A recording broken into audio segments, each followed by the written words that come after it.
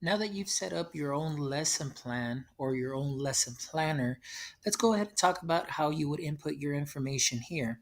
Now, this is mainly for all new teachers or new to district teachers that may not be familiar with this.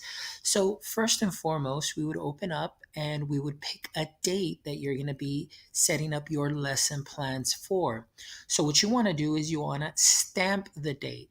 So, what I want you to notice here on my calendar, I have some days that are dark bold. Those are the ones that have been stamped. And the ones that are not dark or bold are the ones that are not stamped. Now, it's always important that you make sure that you stamp that day. So, in this case, we are here on September 5th and we have our lesson plan template here. Now, I do have two subjects here because I used to teach science and social studies. So now I'm just going to simply help you out here in how to fill these out.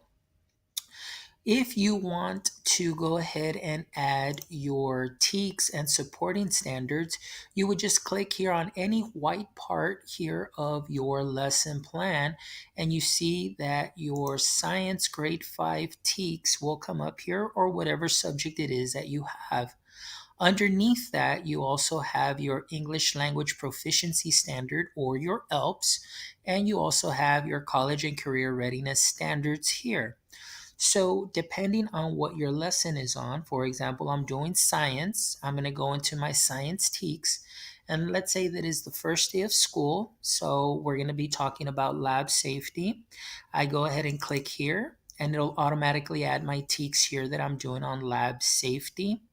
Then, talking about recycling materials. So, if I double click on that, there it goes. And in anything else that you see fit as far as your supporting standards as well, then you can go ahead and put those things there. Please also don't forget to go ahead and include your English language proficiency standards as well, using prior knowledge, prior experience, monitoring oral and written language production, so on and so forth. And also, don't forget your college and career readiness standards, also. So you can go ahead and click those.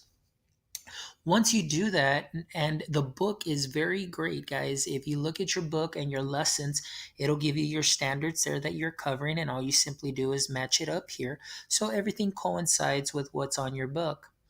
After that, what you can do is you can go ahead and put your content objective, your language objective, your targeted vocabulary, and here's your engage, explore, explain, elaborate, evaluate, your resource materials, and differentiation.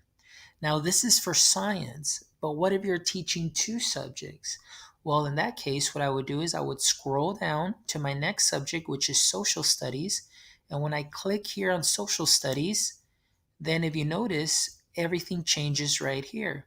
And in the same way, you'll see your social studies TEKS, your language proficiency standards, and your college and career readiness standards, along with other pacing guides that you have for the year that we call our YAGs, also year at a glance. For science, there is year at a glance documents there. And the curriculum writers do a very good job here putting everything here in order so everything will just simply flow for you.